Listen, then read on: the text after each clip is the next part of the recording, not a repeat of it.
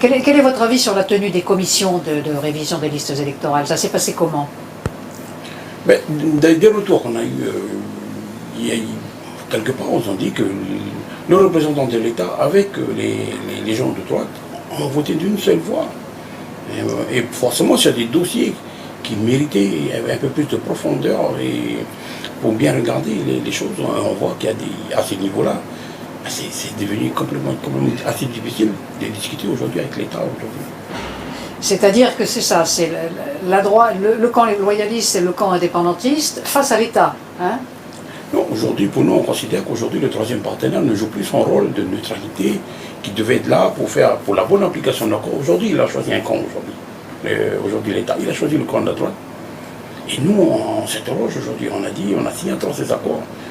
Alors, ou sinon, ben, peut-être qu'on aurait discuté directement avec l'État français, du colonisateur au colonisé.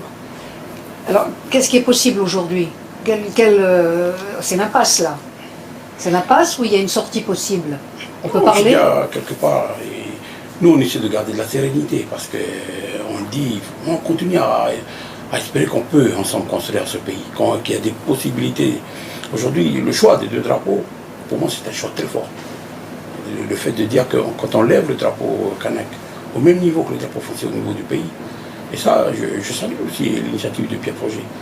Et c'est vers ça qu'il faut tendre, c'est de trouver des passerelles entre les communautés pour pouvoir avancer. Donc c'est pas la rupture avec les partis loyalistes? Il n'y a pas de rupture, c'est simplement... Mais si on parle de fusil, alors on dit rupture, hein, c'est difficile quand même. Mais vous me parlez d'un élément que malheureusement que je n'ai pas en mon possession. Et moi je pense que le débat dans les différents groupes, et je sais qu'à l'Union académienne, ben, les structures à un moment donné, ils emmèneront ces éléments pour savoir est-ce qu'on a des possibilités encore d'avancer.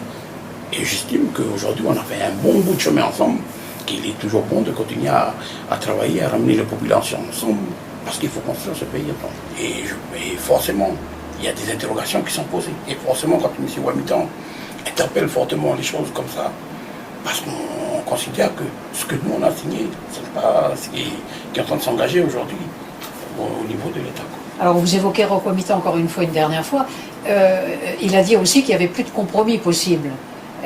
Qu'est-ce que vous êtes l'homme du compromis, vous préférez, il n'y a pas de rupture, vous avez dit il n'y a pas de rupture, il faut le débat, il faut se mettre autour d'une table, il faut avancer ensemble, donc ça veut dire des compromis, des deux côtés. Oui, mais pour nous, il n'y a pas de compromis, c'est simplement, il y a des dialogues qui sont instaurés pour faire avancer les choses. On construit des vies pour des générations futures. On ne fait pas du chantage en permanence, de savoir qui donne un peu, qui lâche un peu. C'est une question d'organisation de vie sociale d'une population au niveau du pays qu'on est en train de faire ensemble. Oui, mais comme on dit, donnant-donnant. Hein? Ben, donnant, c'est simplement de savoir aujourd'hui comment on fait les choses ensemble. Et forcément, aujourd'hui, on analysera à la loupe aujourd'hui les résultats de ces professionnels qui vont arriver. Quoi. Vous seriez d'accord pour le compromis, pour des compromis, quels qu'ils soient? Non. Il faut parler, moi, il faut dialoguer. C'est pas sur l'histoire de compromis, c'est simplement de discuter ensemble.